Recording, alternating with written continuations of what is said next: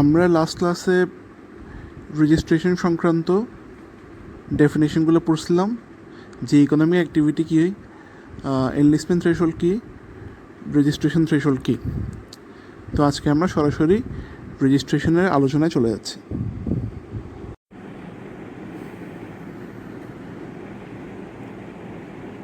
এখন আসেন আমরা চলে যাচ্ছি, বাকি ডেফিনেশনগুলো আমরা পরে যখন ওই সংক্রান্ত আলোচনা আসবে তখন সেখানে পড়ব। আমরা চলে যাচ্ছি সরাসরি ভ্যাট রেজিস্ট্রেশন এবং টার্ন ওভার ট্যাক্স এনলিস্টমেন্টে। When registrations are required for the purposes of VAT, আপনাকে কখন রেজিস্ট্রেশন নিতে হবে? Each of the following persons shall from the first day of a month be required to be registered for a VAT. A person whose turnover exceeds the registration threshold within a 12-month period closing at the end of the month preceding that month. অর্থাৎ suppose আচ্ছা আমি পুরোটা একবার পড়ে নিই, পুরোটা পড়ে তারপর বুঝাচ্ছি। বি হচ্ছে a person whose estimated turnover exceeds the registration threshold within the succeeding 12-month period beginning at the start of the preceding month. দেখেন, প্রথম কথা হচ্ছে, আমি একটা উদাহরণ দিয়ে বুঝাই। এখন হচ্ছে 2020 এবং মনে করি আপনি 2020-এর জুলাই মাসে আছেন। তো প্রথম পয়েন্টে কি লিখছে? A person whose turnover exceeds the registration threshold within a 12-month period closing at the end of the month preceding that month. এই জুলাই মাসের 2020-এর প্রিসিডিং মান্থ কি? জুন 2020। যদি এমন হয় যে জুন 2020-তে এক বছরের পিরিয়ডে আপনার টার্ন ওভার রেজিস্ট্রেশন থ্রেশহোল্ড যেটা আছে 3 কোটি টাকা, সেটা ক্রস করছে, মানে 3 কোটি 1 টাকা হয়েছে, সেক্ষেত্রে আপনাকে রেজিস্ট্রেশন নিতে হবে। আমি আরেকটু বিস্তারিত বলি। জুন 2020 এক বছর কখন থেকে শুরু হয়? জুলাই 2019 থেকে শুরু হবে। July, August, September, October, November, December, January, February, March, April, May, June. তাহলে জুলাই 2019 থেকে শুরু করে জুন 2020-এর মধ্যে আপনার টার্ন ওভার যদি ওই থ্রেশহোল্ডটা ক্রস করে 3 কোটি টাকার, তাহলে জুলাই মাসে, জুন 2020-র পরের মাস হচ্ছে জুলাই 2020, জুলাই 2020-তে আপনার উপর বাধ্যবাধকতা আসবে রেজিস্ট্রেশনের জন্য অ্যাপ্লিকেশন করার জন্য, এবং এটা আপনাকে জুলাই মাসের 15 দিনের মধ্যে করতে হবে। জুলাই 2020-এর 15 দিনের মধ্যে আপনাকে এই অ্যাপ্লিকেশনটা করতে হবে। এটা হচ্ছে প্রথম কন্ডিশন।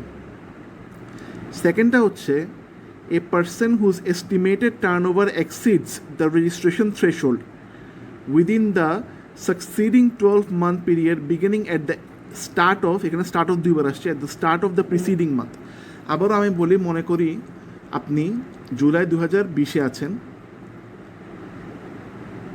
জুন 1, 2020 প্রথম যেটা এ নাম্বার পয়েন্ট ছিল সেটা ছিল জুন 30, 2020-এর জন্য।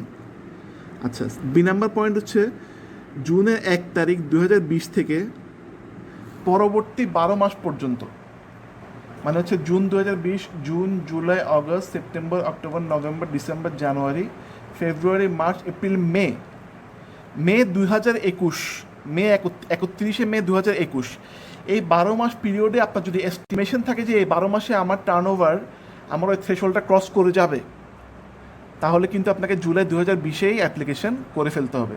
তাহলে একটা হচ্ছে অ্যাকচুয়াল টার্ন ওভার ক্রস করছে, তাহলে অ্যাপ্লিকেশন করতে হবে। আর যদি এস্টিমেটেড হয় যে আমার পরবর্তী 1 বছরের মধ্যে এটা ক্রস করে যাবে, তখনও আপনাকে কি করতে হবে? অ্যাপ্লিকেশন করতে হবে। দেখেন, এখানে একটা এক্সাম্পল দিছে, এক্সাম্পলটা আমরা একটু দেখি যে assume that today is 15 July 2019, XYZ Limited prepared its financial statements for year ended 30 June 2019 and reported sales revenue is 3 crore 5 lakh, তাহলে কিন্তু থ্রেশহোল্ডটা ক্রস করছে। Assume that today is 27 July, আচ্ছা প্রথম কেসে আমরা দেখি, আচ্ছা পুরো প্রশ্নটা একবার পড়ি।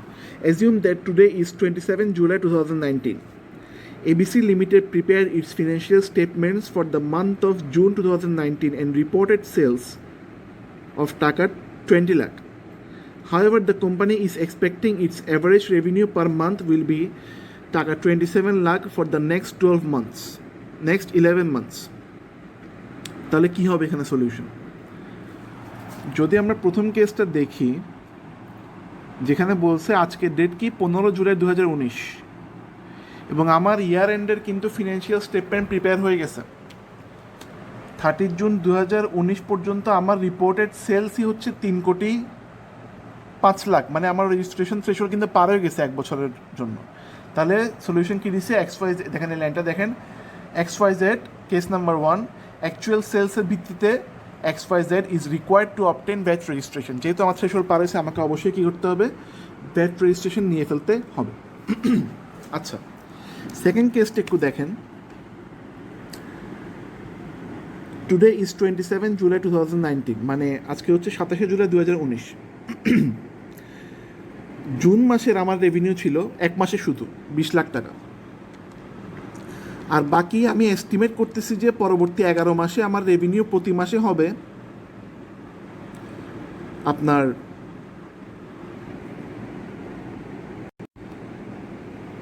আমি এস্টিমেট করতেছি যে আমার পরবর্তী 11 মাসের রেভিনিউ প্রতি মাসে 27 লক্ষ টাকা করে হবে। তো এখানে কিন্তু আমার এস্টিমেটেড রেভিনিউর ভিত্তিতে ডিসিশনটা নেওয়া লাগবে। তাহলে দেখেন জুন মাসে, আমি এখানে ক্যালকুলেশন দেখাতে পারতেছি না, বাট আপনারা বাসায় ক্যালকুলেশন ইউজ করে এটা করতে পারবেন যে জুন মাসে আপনার রেভিনিউ 20 লাখ এবং পরবর্তী 11 মাসের এস্টিমেটেড রেভিনিউ প্রতি মাসে 27 লক্ষ টাকা করে করলে কত হয়? 27 লক্ষ আপনার বাসায় ক্যালকুলেট করেন, গুণ 11, 2,97,00,000। এটার সঙ্গে আসবে জুন মাসের 20 লাখ, তাহলে কিন্তু আমার টোটাল রেভিনিউ 3,17,00,000। তাহলে এটাও কিন্তু এস্টিমেটেড রেভিনিউর হিসাবে আমাকে ভ্যাট রেজিস্ট্রেশন নিয়ে ফেলতে হবে। এবার আসেন ম্যান্ডেটরি রেজিস্ট্রেশন। এই তো গেল মানে টার্নওভারের ভিত্তিতে আপনি কি রেজিস্ট্রেশন নেবেন কি না নেবেন না, বাট কিছু কিছু সেক্টর সরকার ফিক্স করে দিছে যে আপনার এই নির্দিষ্ট কিছু সেক্টর যদি আপনি কাজ করেন, আপনাকে 100% রেজিস্ট্রেশন নেওয়াই লাগবে। আপনার টার্নওভার যদি 1 টাকাও না থাকে, আপনাকে রেজিস্ট্রেশন নেওয়া লাগবে। সেটা কী কী? Every person carrying on the following activities. কী কী activities? Number 1, supply or manufacture of any good or service subject to supplementary duty in Bangladesh. যে কোনো পণ্য অথবা সার্ভিস যদি আপনি দেন যেটার উপর সাপ্লিমেন্টারি ডিউটি অ্যাপ্লিকেবল, আপনাকে রেজিস্ট্রেশন নিতেই হবে। আপনি যদি 1 লক্ষ টাকাও মাত্র টার্নওভার হয় পুরো বছরে, কিন্তু আপনাকে কী নিতে হবে? রেজিস্ট্রেশন নিয়ে নিতে হবে। 2 নাম্বারটা হচ্ছে supply of goods or service in against of any contract or work order through participating in the tender. যদি আপনি কোনো টেন্ডার অথবা কোনো ওয়ার্ক অর্ডারের এগেনস্টে আপনি কোনো পণ্য অথবা সার্ভিস সাপ্লাই দেন, আপনার রেজিস্ট্রেশন নিয়ে নিতে হবে ইরিসপেক্টিভ অফ টার্নওভার। সি হচ্ছে involved in any export and import business. আপনি যদি এক্সপোর্ট এবং ইম্পোর্ট বিজনেস করেন, আপনাকে রেজিস্ট্রেশন নেওয়াই লাগবে, মাস্ট। ডি নাম্বার হচ্ছে দ্য স্পেসিফিক জিওগ্রাফিক্যাল এরিয়া, সেটা আমি পুরোটা পড়লাম না। সেটা হচ্ছে ডি নাম্বারে যেটা লিখছে যে সরকার যদি বিশেষ কোনো আদেশের মাধ্যমে কোনো একটা এরিয়া অথবা কোনো একটা বিজনেসকে বলে যে না, এই বিজনেস বা এরিয়া যারা বিজনেস করবে তাদেরকে রেজিস্ট্রেশন মাস্ট বি নেওয়া লাগবে, সেটাও নিতে হবে। এরপর আসেন মজার কাহিনী এখন শুরু হয়। সেটা হচ্ছে additionally as per general order number 17 মূসক 2019, mandatory VAT registration is applicable for those who manufacture goods, supply service and goods as per table 1 to 3 of the said GO. সরকার এই আইনগুলোর পর একটা জেনারেল অর্ডার জারি করে। সরকার যখন কোনো মানে আইন তো হচ্ছে যে আমাদের একটু বলি আমি, আমাদের ভ্যাটের মূল ভিত্তি কী? ভ্যাট অ্যাক্ট 2012, এবং ভ্যাটের রুলসটা আসছে কখন? 2016 সালে। ওই ভ্যাট অ্যাক্ট এবং রুলস কিন্তু 2012 এবং 2016ই আছে, কিন্তু প্রতিনিয়ত এসআরওর মাধ্যমে, সাধারণ আদেশের মাধ্যমে, তারপর হচ্ছে আপনার বাজেটের চেঞ্জের মাধ্যমে এটা কিন্তু প্রতিনিয়ত চেঞ্জ হচ্ছে। সেরকম একটা সাধারণ আদেশ আসে, যেটা হচ্ছে সাধারণ আদেশ নম্বর 17। এটা একটু দেখাই আপনাদেরকে।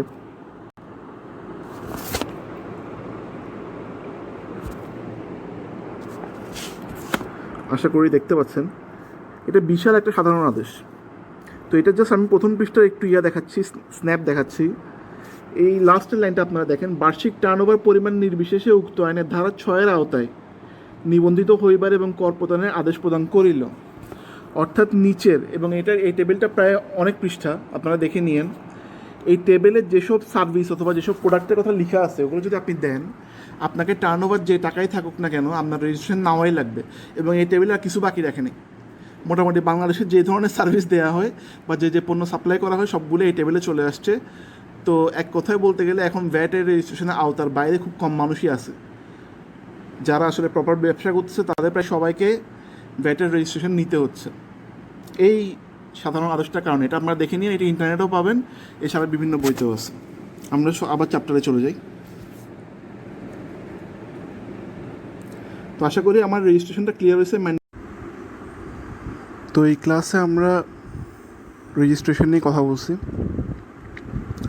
নেক্সট ক্লাসে আমরা এই রেজিস্ট্রেশন টপিকটা আরও অ্যাডভান্স করব। আমি ভিডিও খুব বেশি লম্বা করতেছি না, কারণ ইউটিউবে ভিডিও, ইন্টারনেটে ডাটার ব্যাপার আছে।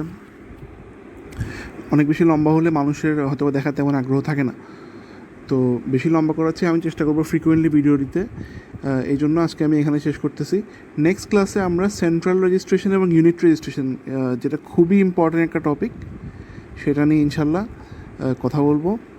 আশা করি আজকের ক্লাসটা আপনাদের ভালো লাগছে এবং আপনারা শিখতে পারছেন সব কিছু। এছাড়া আরেকটা কথা, যে ক্লাসের ভিডিও রেগুলারলি পাওয়ার জন্য আমি একটা হোয়াটসঅ্যাপে গ্রুপও খুলছি। যদি আপনারা এখনও সেই গ্রুপের লিঙ্ক না পেয়ে থাকেন আমাকে একটু ইনবক্সে নক দিন। ধন্যবাদ।